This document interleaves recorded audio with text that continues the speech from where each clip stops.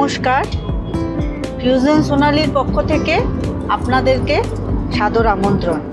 আমরা আজকে একটা জায়গা যাওয়ার উদ্দেশ্যে বেরিয়ে পড়লাম। তো কোথায় যাচ্ছি, কি করছি, পুরোটা আপনাদের সামনে তুলে ধরবো। পরে আবার দেখা হচ্ছে।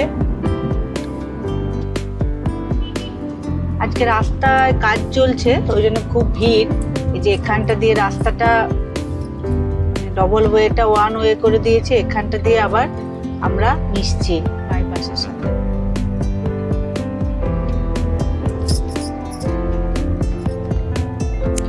আমরা আপনাদেরকে নিয়ে যাচ্ছি ইছাই ঘোষের দেউল।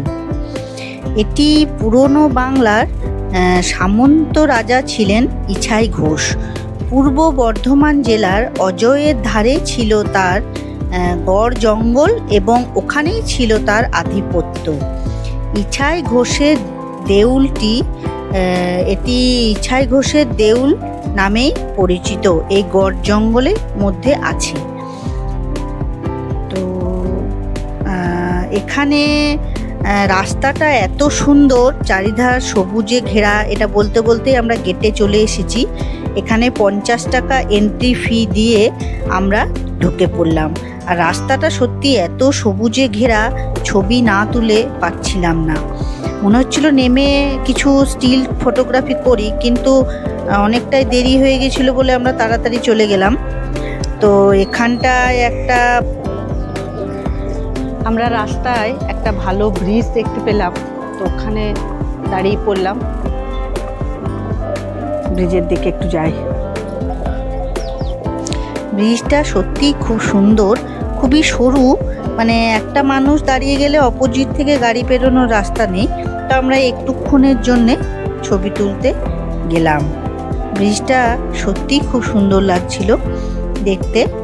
তারপর ওখানে একটু দাঁড়ালাম, দেখছি অপোজিট থেকে একটা ট্রাক আসছে বলে আমি আবার সরে দাঁড়িয়ে পড়লাম। ওখান থেকে বেরিয়ে এসে আমাদের আবার ছেলে বলল এখানে একটু ছবি তুলে নাও। তো আমি আবার একটু ছবি তুলে নিলাম। ছবি তুলে আমরা পাশে যে বেরিয়ে আসছি, বেরিয়ে এসে এখানে দেখুন পাশে মন্দিরের পাশে এখানটা একটু ঘোরাঘুরি করে একটু পাশের ক্ষেত, এত সুন্দর লাগছিল, ভিডিও না করে পারাও যাচ্ছিল না। তো একটু ভিডিও করে নিলাম। ভিডিও করে আমরা আবার গড়ের দিকে রওনা দিলাম। তো চলুন আমরা আবার গড়ের দিকে একটু ঘুরে আসি। এখানটা তো ভিডিও করা হয়ে গেছে।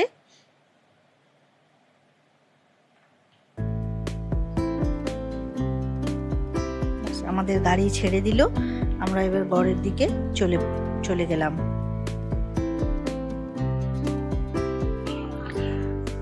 আমরা পৌঁছে গেছি দেউল পার্কে, সেই গড়ে। তো চলুন আপনাদেরকে গড়টা দেখানো যাক।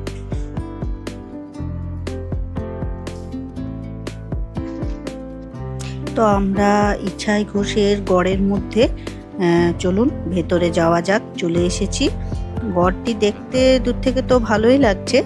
আপনারা ঢুকেই বাঁ দিকে দেখবেন ফলকের মধ্যে সব লেখা আছে, পড়েও নিতে পারেন, ছবি তুলে নিতে পারেন।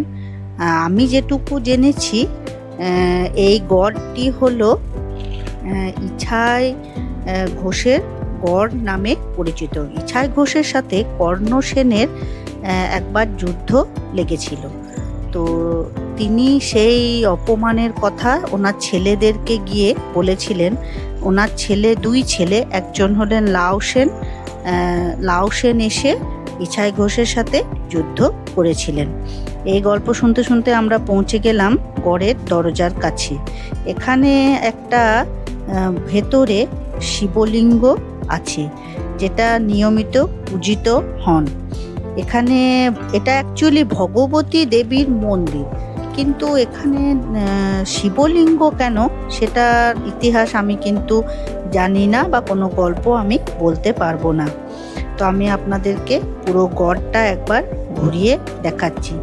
যারা বিষ্ণুপুর গিয়ে থাকবেন তারা অবশ্যই এরকম কারুকার্য দেখে থাকবেন। অনেকটা এইরকম কাজের ওপরে নির্মিত। ইতিহাসের জিনিস খুবই ভালো লাগছে দেখতে। যারা ইতিহাসকে ভালোবাসেন, ইতিহাসকে আরও ভালো করে জানেন তাদের তো অবশ্যই ভালো লাগবে। তো আমারও মোটামুটি ভালোই লেগেছে। এই যে ওপরে দুটো কুলুঙ্গি আছে, এখানে নকশা করা আছে, আমি দেখাতে পাচ্ছি কিনা জানি না, চেষ্টা করেছি দেখানোর। তো চলুন আরও ভেতরের দিকটা ঘুরিয়ে দেখা যাক। পুরো সবুজ, ভালো লাগছে দেখতে। এখন এটাকে দেখাশোনা করে archaeology of survey of India, এগুলো এখন ওই জন্য এত পরিষ্কার পরিচ্ছন্ন। আর বাস চত্বরটা সাইড দিয়ে ঠিক বাঁ পাশেই আছে আপনার দেউল পার্কটি, এবং এটা পরিষ্কার পরিচ্ছন্ন, ভালোই নিয়মিত পরিষ্কার পরিচ্ছন্ন হয়।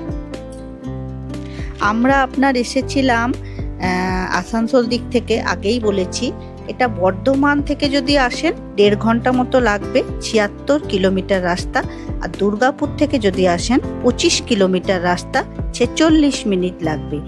তো কাছের মধ্যে ঘুরে ফিরে নেওয়ার ভালো জায়গা। এবার আমরা বাইরের দিকে বেরিয়ে যাচ্ছি। সেরকম দোকানপাট খুব একটা নেই, টুকটাক চা বিস্কুট এইসবের দোকানপাট আছে। এই যে এখানে সব দিদা সেলাই করছে, এই যে বাইরে দিদা মাছ ধরার জাল রেডি করছেন, বর্ষাকাল তো মাছ ধরবে।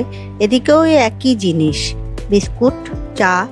আমরা যেখানে গাড়িটা স্ট্যান্ড করেছি ওখানে একটা দোকান আছে, পাউরুটি ডিম ভাজা এইসব বিক্রি হচ্ছে, আমি ওটা রেকর্ডিং করতে পারিনি। তো আমরা এটা দেখার পর এবার দেউল পার্কের উদ্দেশ্যে রওনা হয়ে যাব।